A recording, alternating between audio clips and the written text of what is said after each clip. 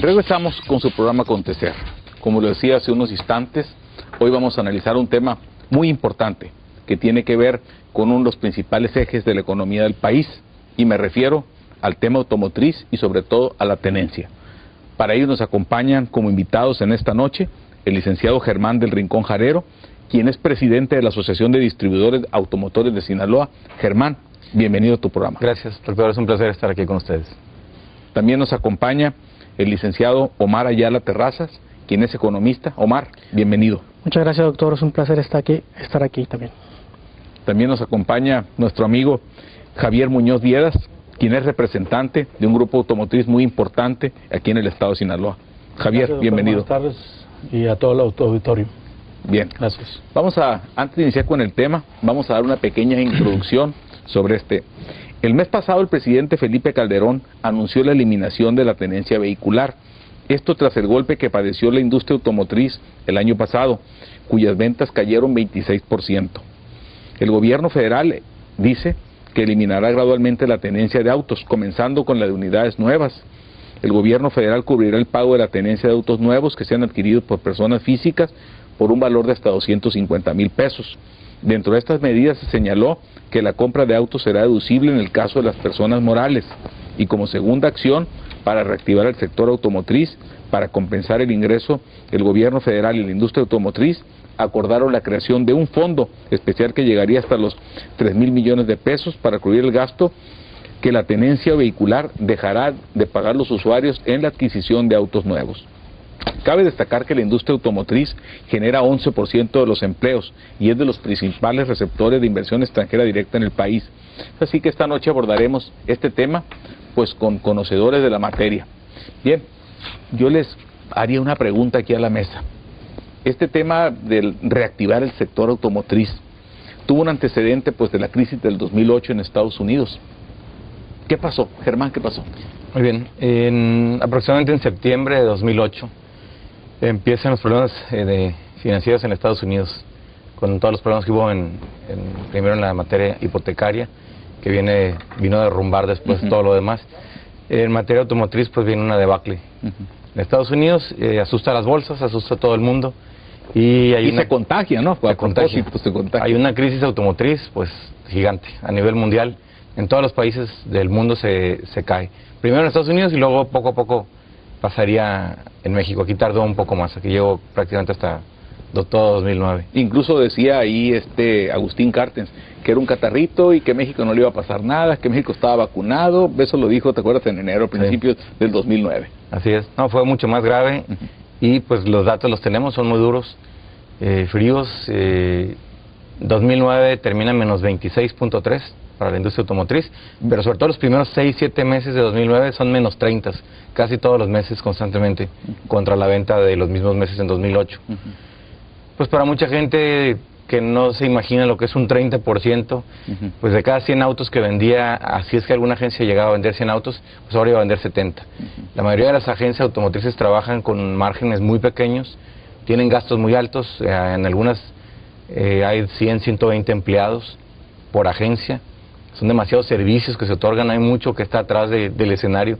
La gente no se imagina de los escaparates, de los vidrios. Así es, sí. En los talleres, garantías, hay gente por todos lados trabajando, son grandes generadores de empleo, pero con márgenes pues, al final de 2%, 3%, cuando llegan y les quitan el 30% de sus ventas, la tercera parte, los ponen en una situación pues bastante difícil. Prácticamente todas las agencias del país a salir a mano o a perder dinero, la mayoría a perder dinero en ese momento y a tomar medidas diferentes. Claro, es importante aclarar y comentar que pues los negocios en México y la industria automotriz y las agencias estábamos metidos en una zona de confort, y eso nos permitió tomar medidas. Yo creo que la mayoría de nosotros a fines de 2008 tomamos muchas medidas, ¿no? De todo tipo, ¿no? Estructurales, todos los programas operativos, todas las estructuras fueron recortadas y nos adecuamos al tamaño del problema, ¿no? Vamos a decir, ¿no? O sea, lo que hicieron ustedes, hicieron economías precisamente para compensar las pérdidas que estaban teniendo. Es correcto, es correcto. Entonces viene la crisis y como dice Einstein, en todas las crisis ese es momento de oportunidad, ¿no? Todo el mundo se puso a adelgazar, ¿no? Entonces se hicieron, el 2008 no hubo mayor problema en general, ¿no? O sea, todo el mundo salió igual, pero como dice Germán, ya entrando el 2009 empezó a sentirse, ¿no? O sea, ya las medidas no fueron suficientes.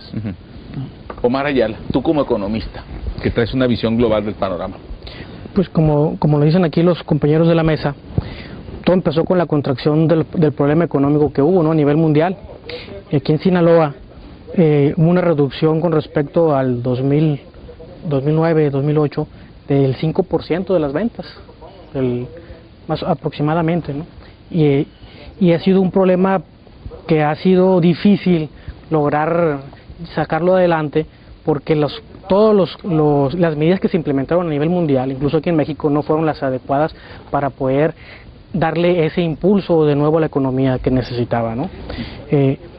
Estas medidas fueron un paliativo nada más, no fueron suficientes. Incluso yo creo que ni se ha concretado por ahí, ¿no? Lo de la chatarrización, que ahorita seguramente será bueno que se explicara el tema ese. Sí, así es. Han sido muchas medidas que por sí solas no iban a lograr dar ese impulso a la economía y ese impulso a la industria automotriz, porque tiene que ser un conjunto de medidas que se tienen que implementar. Pero bueno, de no tener nada a tener instrumentos que puedan ayudar a que la economía vuelva a tener ese impulso, pues es un logro importante, ¿no? Y pues será importante de qué medida pueden aprovechar la industria automotriz este instrumento que está planteando el señor presidente de la República, que vamos a abordar más adelante. Bien, ahora, en Estados Unidos, hay que recordarle aquí, y para que el auditorio que nos ve, el gobierno de Estados Unidos con el presidente Barack Obama rescató primero, le hizo el famoso bailout, se llama prestar, allá les prestaron a las armadoras de Detroit, a Ford, General Motors y otras compañías precisamente para evitar la quiebra de esas empresas y que la gente estuviera desempleada. Y por otra parte implementaron otros programas de los conocidos como comprar chatarra y te la pagaban. Germán, tú y yo platicamos muchas veces en varias partes de este tema. Bien, ahora sí estamos aquí. Muy bien, vamos a empezar por Estados Unidos. Allá se implementa un programa bastante exitoso que se llamaba en español efectivo por basura o efectivo por chatarra. Sí. Eran $3,500 o $4,500 a cambio de su automóvil antiguo, con algunas condiciones que se especificaban. Y sobre todo iba dirigido a automóviles, primero, que en principio dieron mucho mejor rendimiento de combustible, iba enfocado por ahí. Creo que que dieron más de 16 kilómetros por litro, en principio, y si algunos daban más, tenían todavía más incentivos. Entonces, $4,500 por auto fue bastante atractivo. Pero ¿y la gente compró autos o...?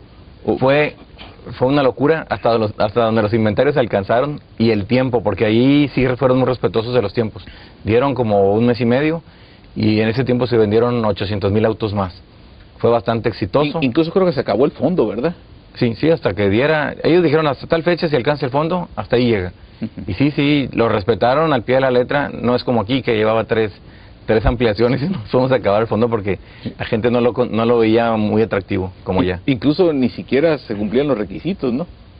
Para el caso de la chatarrización, que había que hacer un convenio con las armadoras, con las chatarrizadoras. Aquí quisieron ponerse lo hicieron de manera muy poco práctica al principio. Pedían muchos datos, muchas cosas, y al final eso lo alentó, y después vamos a platicar más adelante de todo lo que se tuvo que quitar para que empezara a funcionar este programa. Bien, vamos a un corte.